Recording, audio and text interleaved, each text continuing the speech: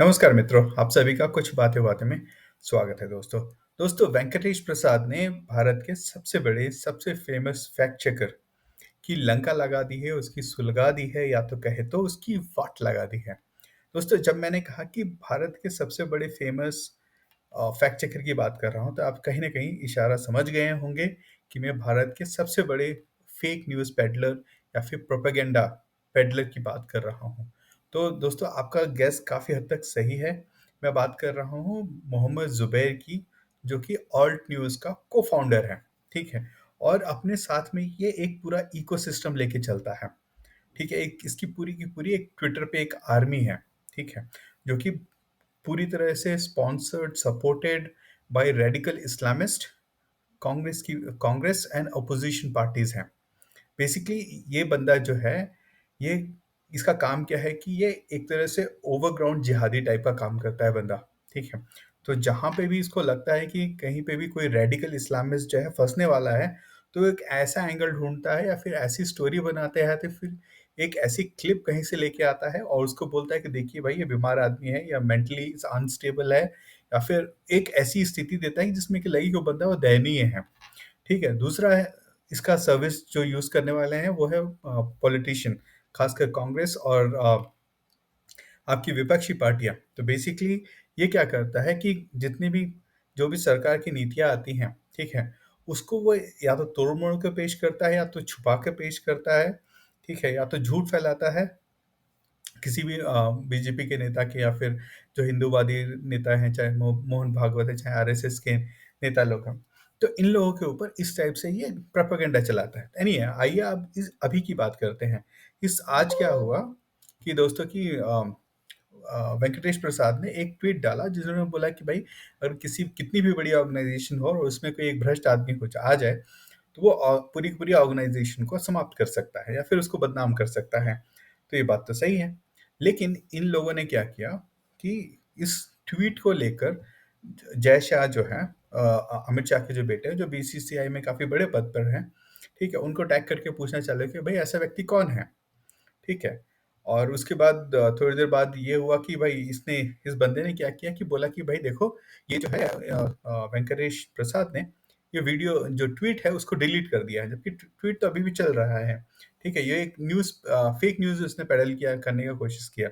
और उसके बाद जो है, वेंकटेश प्रसाद ने कहा कि भाई, आप ये जो आप स्टेटमेंट दे रहे हो, ये ऐसे व्यक्ति से स्टेटमेंट आ रहा है जो कि खुद सीरियल हिट मॉन्गर है, ठीक है? और ये जो बंदा है, ये जो तुम हो, वो आप कहते तो अपने आप को फैक्ट चेकर हो। ये लेकिन ये वैसा ही है जैसे कि एक टेररिस्ट अपने आप को कहे कि वो साधु है, संत है या फिर वो एकदम शांति की बात कर रहा हो, ठीक है?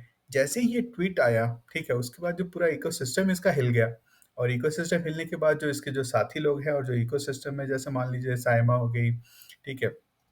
विनोद कापरी हो गया, तहसीन पूनावाला हो गए, या फिर जो अलग-अलग काफ़ी सारे बहुत सारे नेता जो हैं, ठीक है? वो सारे के सारे आ गए, ठीक है? और जब मैं कहता हूँ कि एक इकोसिस्टम है, तो ये इकोसिस्टम समझने की ज़रूरत है दोस्तों। जब इसने जब नुपुर शर्मा को जब जो उन्होंने जो एक बयान दिया था, उसके बाद उसने एक क्लिप चलाई थी, और उस क्लिप में उसने जो है एक पार्ट दिखाया था, जिससे उसका जो वो क्या बोलते हैं, उसका जो न्यूज़ पेडल करना चाहता है, वो उस क्लिप से चले, जबकि उसने पूरा क्लिप नहीं दिखाया था, ठीक है? और उसके बाद क्या हुआ कि भाई, नुपुर शर्मा को काफ़ी सारे थ्रेट आए, उसके बाद उनके पूरे देश भर में केसेस लग गए, ठीक है? और उसके बाद में फिर सुप्रीम कोर्ट में इकोसिस्टम इसलिए बोल रहा हूँ क्योंकि आप देखिए कि इकोसिस्टम कहाँ तक है। वो इकोसिस्टम जो है, सुप्रीम कोर्ट तक उस इकोसिस्टम की पहुँच है।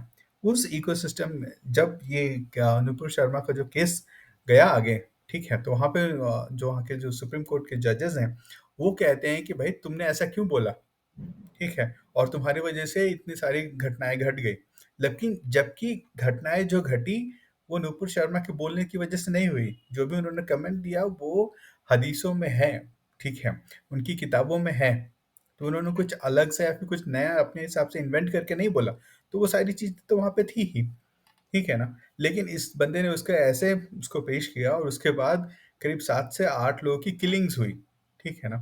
तो ये बंदा इतना पावरफुल है, इसकी जो ट्विटर आर्मी या फिर जो इसका जो प्रोपेगेंडा सिस्टम या फिर कहें कि जो इकोसिस्टम है आज है वो इतना स्ट्रॉन्ग है।